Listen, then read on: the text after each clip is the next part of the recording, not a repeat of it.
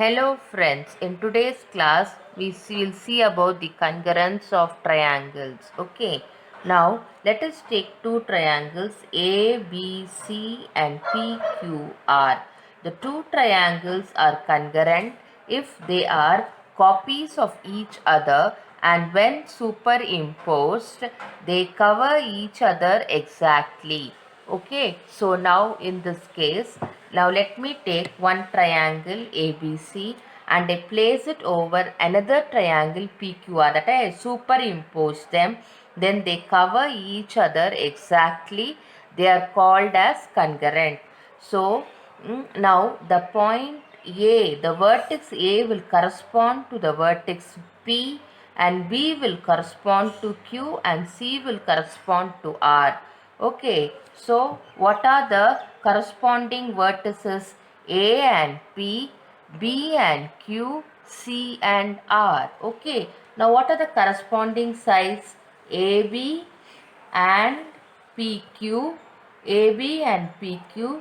Then I have BC and QR, and then I have AC and PR. These are the corresponding sides. What are the corresponding angles? A and angle P. Then I have angle B and angle Q. And finally I have angle C and angle R. So they correspond to each other. Triangle ABC, how do you write that? ABC corresponds to PQR. That is, A corresponds to P, B corresponds to Q, and C corresponds to R. I hope you understood this part, that is congruence of triangles. Now we'll see one example, that is, if triangle ABC and triangle PQR are congruent under the correspondence, that is ABC is corresponding to RQP, that A corresponds to R, B corresponds to Q, and C corresponds to P, that is the point A and R are similar, point B and Q is similar, and C and P are, they correspond to each other. Now, which parts of the triangle correspond to PQ? Now, in this triangle, the side PQ, what does it correspond to in the triangle ABC? See, here we have QP, isn't it? So, BC. So, at the side CB will correspond to the side PQ. I hope you get it. The side PQ will correspond to the side C and B. Okay. Similarly, the angle Q will correspond with the angle B. Okay. And what do you mean by the side PR or RP? The side RP will correspond to the side AC. I hope you get it. When ABC is corresponding to RQP, the side, the vertex A will correspond to R, B will correspond to Q, and C will correspond to P. So from this itself we can write PQ means, here I have QP. You can write it as CB.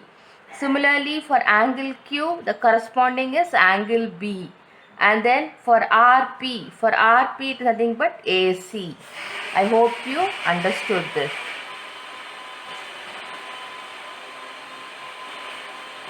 Now we'll see the next property, that is the yes property. Now what does yes stand for? Yes stand for side. Okay. So let me draw the two triangles ABC and PQR. The side AB is congruent to the side PQ. Similarly, AC is similar to the side PR, and BC is equal to the side QR. So, under a given correspondence, two triangles are congruent if the three sides of one triangle are equal to the three corresponding sides of the other triangle. That is, if the three sides are equal, it is called as the yes property. when three sides of one triangle is equal to the three sides of the other triangle, it is called as SSS property. Okay, now we will do one problem. In the given figure, AB is equals to AC and D is the midpoint of BC. State the three pairs of the equal parts in the triangle ADB and ADC. Okay.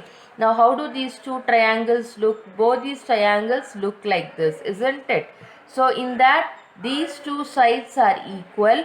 Now since D is the midpoint of BC, this side and this side are also equal and AD is the common side. So what can I write? I can write that side AD is equal to AD in both the sides, and because it is the common side, and we are given that AB is equals to AC. We are given AB is equals to AC, and since D is the midpoint, we know that BD is equals to DC.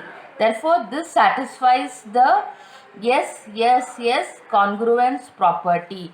Therefore, triangle ADB is congruent to triangle ADC. Okay, I hope you get it. Friends, I hope you understood how we solved this problem making use of SSS congruence property. Thank you, friends.